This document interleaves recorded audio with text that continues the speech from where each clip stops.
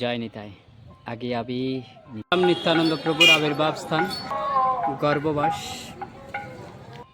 तो एक समय का हाड़ाई पंडित और पद्मावती देवी सोचते हैं हमारा ज्येष्ठ पुत्र का मेरी छोड़कर कभी भी चले जाएगी, इसीलिए हमेशा ख्याल रखना होगा।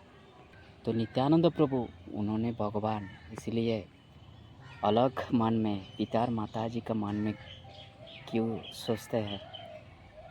तो नित्यानंद प्रभु सब कुछ समझते हैं, इसलिए पिता और माता का सुख के लिए हमेशा नित्यानंद प्रभु उन्होंने साथ रहते हैं। तो उन्होंने पिता और माता जानते हैं जो हमारा ज्येष्ठ पुत्र हमारा नयन मणि है, बहुत प्यारी है। तो एक समय का एक वैष्णव सन्यासी उन्होंने पिताजी का घर पर आ गया।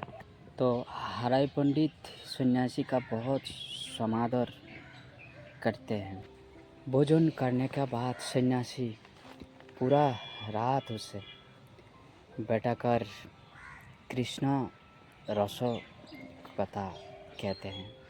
तो कहते हैं सर्वरात्रि नित्यानंद पिता तार संगे आचिल्यान कृष्ण कथा कथन प्रसंगे गृह स्नेहर बंधन आबद्ध होकर गृहस्थ रहते हैं, उस स्थान पर ज़्यादा समय नहीं रहते हैं।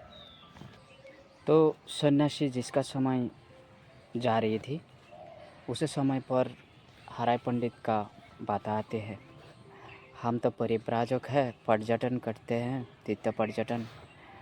तो हमारा साथ उपयुक्त एक ब्राह्मण ज़रूर है, तो कुछ दिन के लिए आपका ज्येष्ठ पुत्र हमारा पास अर्पण कीजिए।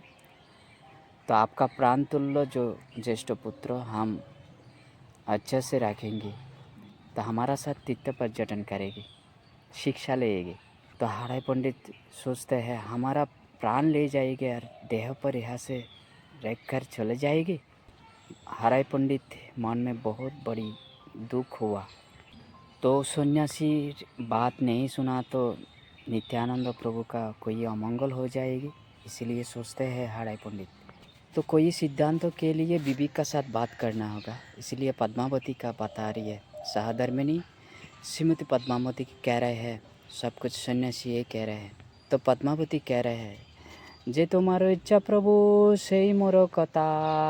तो पद्मावती देवी का वाक्य सुनकर हराई पंडित का मन में बहुत शक्ति संचार किया। तो बात है पुत्रदान के लिए सिद्धांत उपनीत हुआ।